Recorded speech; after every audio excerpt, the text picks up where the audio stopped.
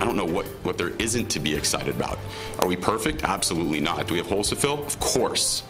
But is there a ton to get fired up about? I mean, that's why Matt and I are sitting together right now, and we'll be smiling a lot.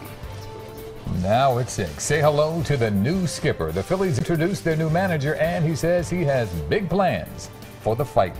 Hi, good evening, everyone. I'm Yuki Washington. I'm Jessica Dean. Gabe Kapler takes over nearly a decade after the Phil's last championship. Kapler comes to us by way of Los Angeles, the team that came within a game of a World Series title this year, last night. That's right. Sports Director Don Bell joins us now live from Citizens Bank Park. And Don, today you talked one-on-one with the new manager.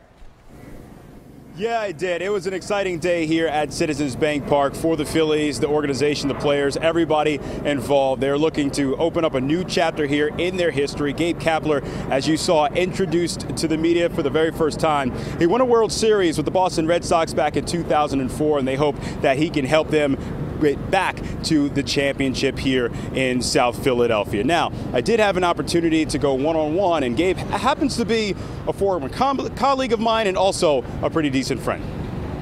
It is something that I've always been passionate about, and I think that started for me as a bench player with the Boston Red Sox and watching Tito Francona, how good he was at leadership. And I said, like, that's something that I want to do. I want to be like that. And then I was around various leaders up until the time that I stopped playing that I found to be very inspiring, and I felt like I had the ability to inspire men.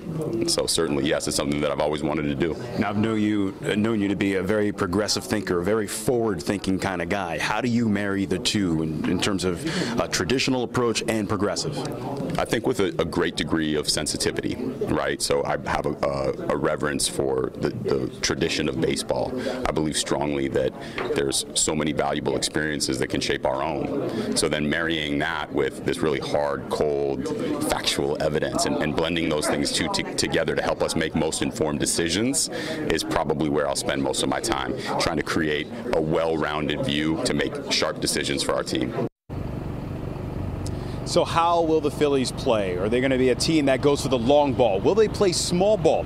Coming up later on here in the 6 o'clock hour, we'll talk exactly about that, his philosophy on how this team is expected to play from this day moving forward. That is the story here from South Philadelphia. I'm Don Bell for CBS 3 Eyewitness Sports. All right, Don, thanks so much.